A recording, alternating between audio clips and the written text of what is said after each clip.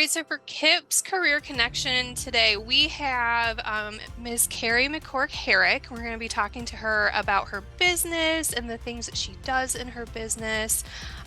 She's a good friend of mine. I've known her for a long time, and I think she's a wonderful person for this episode of Kip's Career Connections.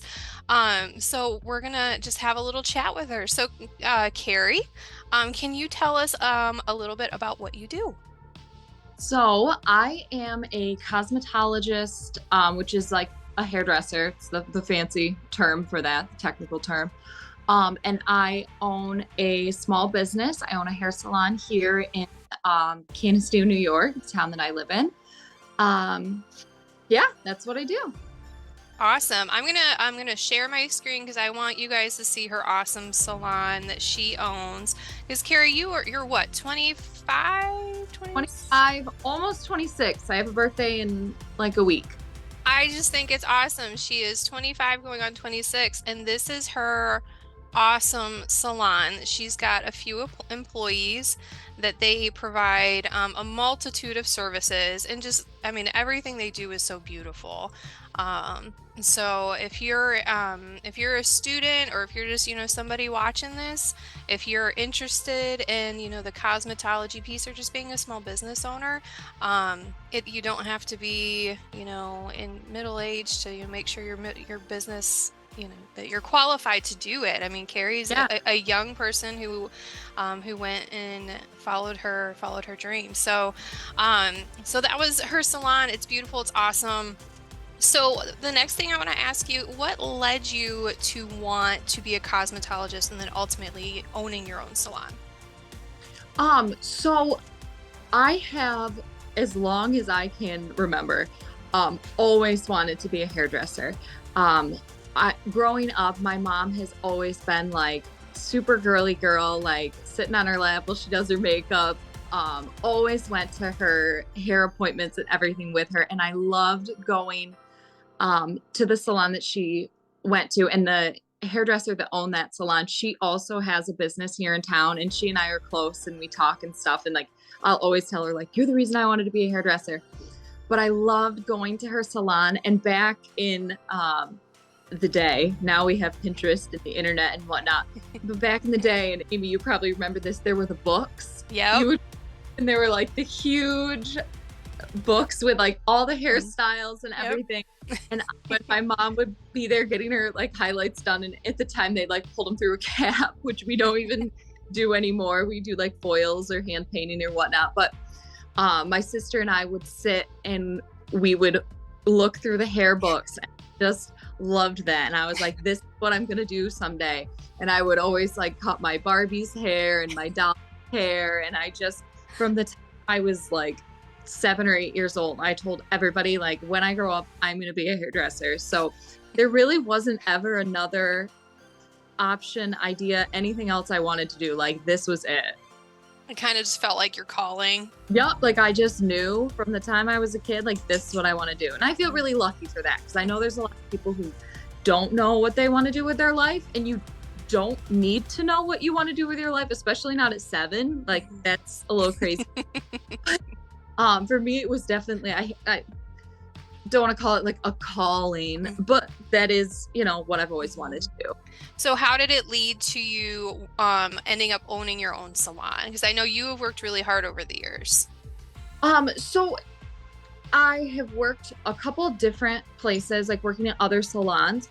When I first started out, I was a commission stylist, which is a great way to start, because then, you're not going broke if you don't have clients, paying booth rent or whatever.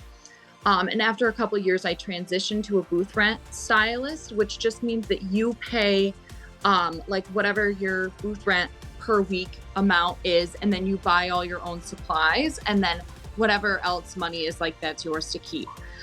So I did that at a couple different salons. The first salon I worked at is where I met Amy. And she's been my client now for, 7 or 8 years. Yep. I'm a little biased because I do go to her to get my hair done, but yeah. She's awesome. So, and then I was at my previous salon, and from there I just decided like, you know what? I want to kind of do my own thing. I also love to like decorate, and I love decor and things like that. Like I have like funky decor in my house and stuff. And I was like, I want to be able to make my own space and just kind of like set my own rules and do my own thing, which is a whole thing with me. I like to do whatever I want. Which this is a great career for that. So in the summer of like 2021, I started to pursue finding a building and finding a place where I could have my own business. And that's where that came from. That's awesome. That's awesome. So her business is, I don't think we mentioned it. It's called Exhale Collaborative.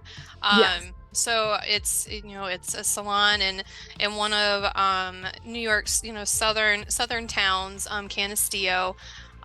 So she, Carrie has worked, from the beginning to ultimately, being a big business, not big business owner, big, the big boss lady of her small business. So it's really, really great to see, kind of like the beginning to the end. So yeah, not the end, but the end, but the end goal, I guess. I don't, there's never an end goal in right. I think business. It's always, you want to always continue to be growing.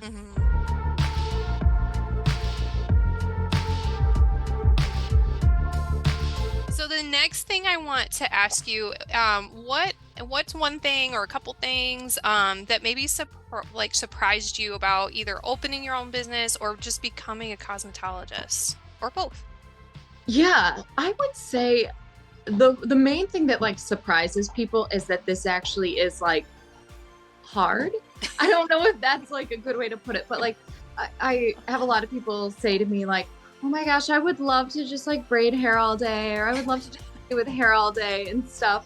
And it's like, it's a little deeper than that. When you go to school, you learn that there is like science to it. You spend a lot of time, you would never think you need to use the color wheel so much in your life. But that's majority of what I do, is just breaking down the color wheel and figuring out like, how can I do this without messing it up? And there is science to it. You work with a lot of chemicals, you're mixing a lot of chemicals. You need to know, what people can be taking medications and how is that going to play off the chemicals that you're using? And, is there going to be a chemical reaction? Is there going to be a chemical reaction to possibly like the minerals or metals that are in people's water that they wash their hair with? So there's a lot of stuff like that. At the end of the day, it is mostly fun. It really is a cool career. You do get to play with hair all day, and that is very fun. And I say this to people, I probably said this to Amy. I'm like, I feel like my job is fake. Like, I can't believe people pay me to do this, because it is so but there is a professional side to it. As far as owning a business, I own a very small business, and my girls that work with me, I have two girls. I have JD, and she does hair and eyelash extensions. And then I have Anne, and she does spray tans. They're both booth rental. So that's like how I started. So it's not like a crazy, like I am cutting a payroll every week and doing stuff like that. Which is nice for me. It makes my life a little bit easier. So the business side of it has actually been a lot more simple than I thought, which is really nice. Well, it's kind of nice to hear that though, because when people think of owning your own business, like it kind of brings this, it breaks open this Pandora's box of, oh my gosh, I'm going to have to do payroll and taxes. And, like you're doing all those things, but it's the way your business is set up. It makes it a little simpler for you that you can do that. You can enjoy doing that and still, be a small business owner without like stressing out too much about all the, the business side of it. Yes. And my word of advice for that is get a good accountant.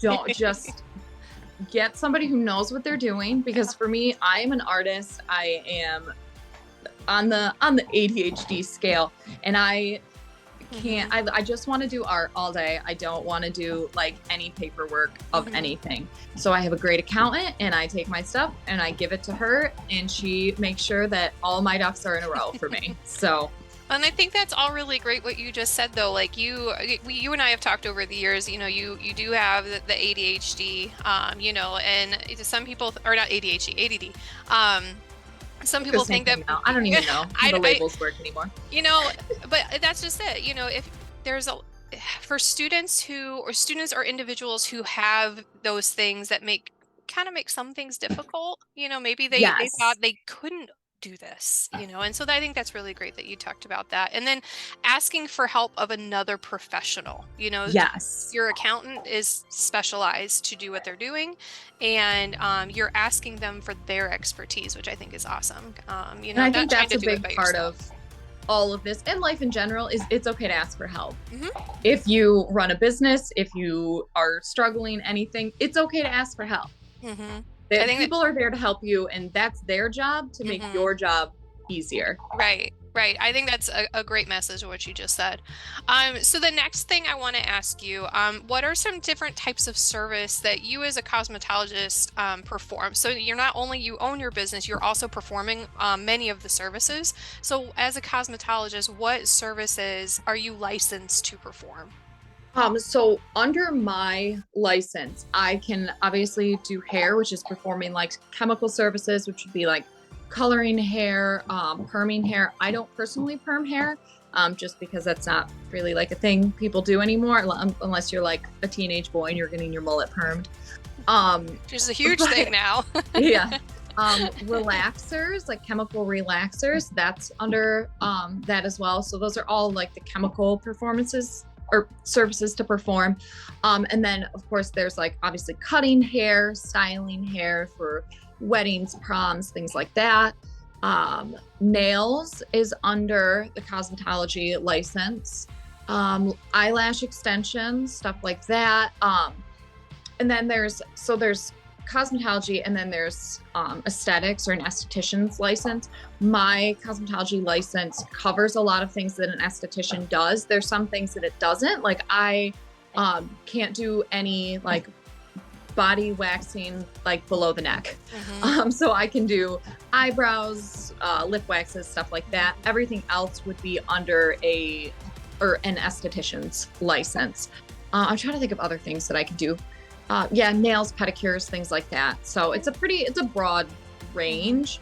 Um, yeah.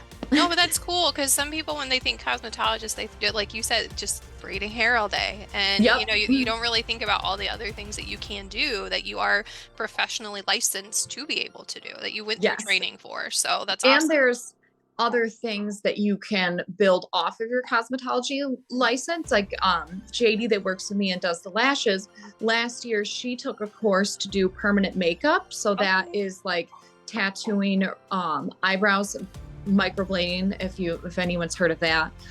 She does lip blushing, tattooing. So that's another, there's a lot of avenues you can go off Mhm. from the license with. Cool. That's really, really cool. And that's something I didn't really know either. I know I ask you thousands of questions whenever we meet. But I mean, I'm learning so much right now too. I didn't Yeah. realize you could do like all those other things. That's really cool. So then I have two questions left, and then I'll let you go for the day. So what is a typical day like for you, either just, encompassing both roles that you play, or just, each role separately? What does a typical day look like for you? So I think the best part about my job, at least for me personally and how I am, my days are never quite the same, which is what I love. I don't want to go into work and do exactly the same thing over and over and over Hmm. again. That would be awful for me. But a typical day, I go into work, get the salon like set up and turn on everything, turn on my wax pot, make sure that's ready to go for the day.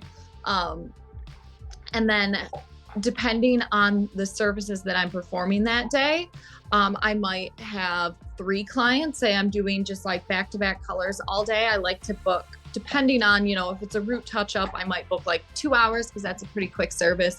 If somebody is getting like a vivid color that's going to be like a triple process or whatever, I might book like 6 hours. Okay. So versus like if I'm doing, a men's haircut, it's taking me 15 minutes. Hmm. So I could see anywhere from 2 clients a day to like 10 clients a day, just depending on what service I'm performing and how much time I need for that. And I also will double book if I a lot of times it's men's haircuts or just haircuts, double booking those while I have a color processing if I'm feeling like I want to do a little extra that day.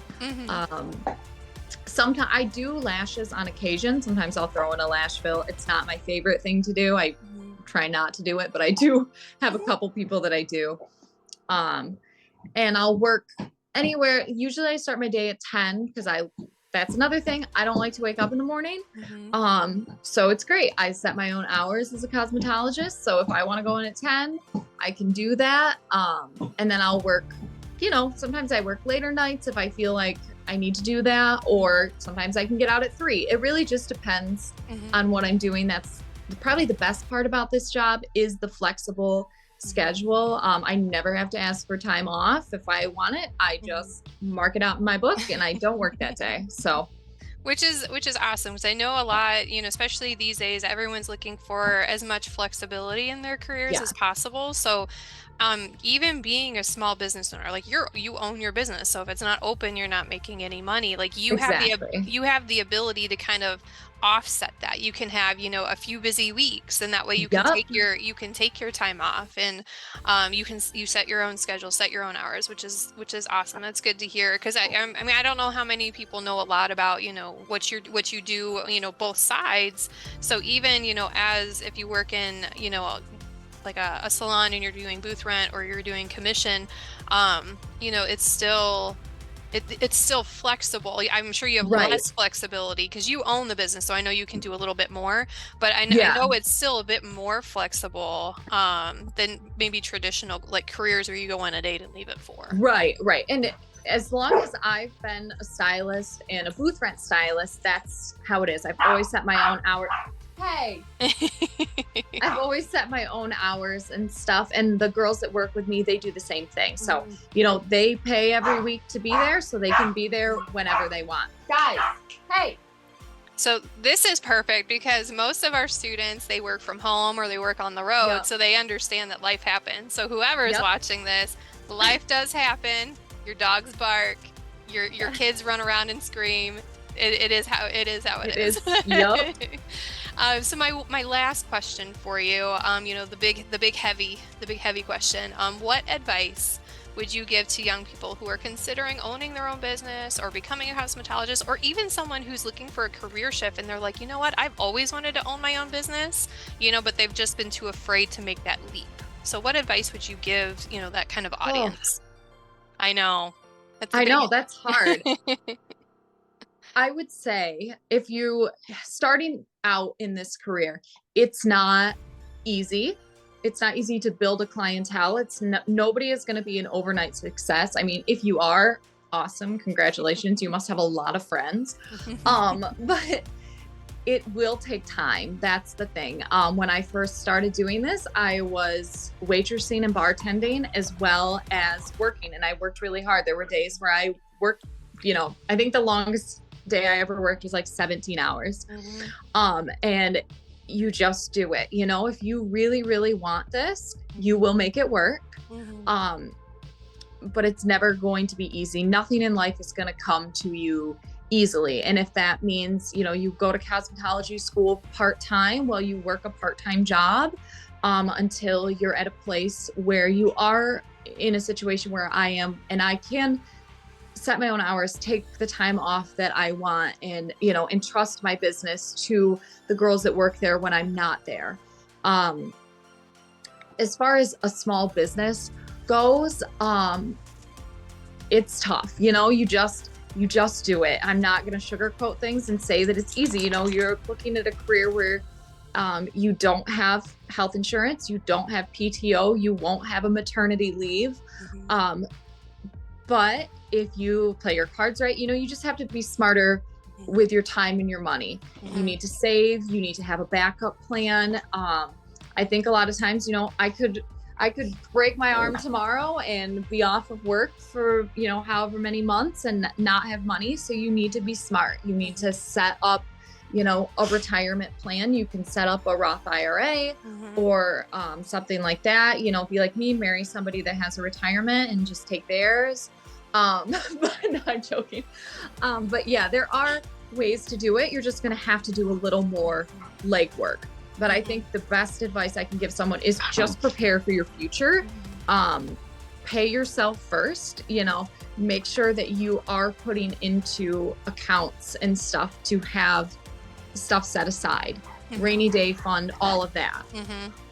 I think that's really great because I know I you know, I do a lot of financial literacy teaching. Like I teach financial literacy to juniors and seniors, and they're like, "What's an emergency fund? Like, why would I need that? Why do I need that?" I'm like, "You need it. You need it because you think about things like, you know, like the pandemic. I know you and I had texted a few times during the pandemic. I know Yeah. you weren't working for a while, No, and you can't predict that. I mean, you can't no. predict something like that's going to happen. You can't predict you're going to break your arm or leg or whatever it is, you know, and so you do need to prepare. So I think that's a really great message for both avenues, for the cosmetology side and the small business The owner small side. business side. Mhm. Yeah. I think it's really, really great.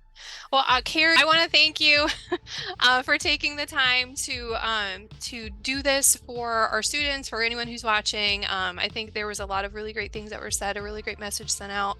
So if you're wanting to own your own, you know, own your own business or pursue a different career and you want to go into cosmetology, there's a lot of great information here. You know, reach out to your Keystone folks if you have any questions. Reach out to your teachers, anyone in your life if you want more advice. But I want to thank you for taking the time out today. Yeah, of course. Thanks, Carrie. Yeah, thank you. I want to thank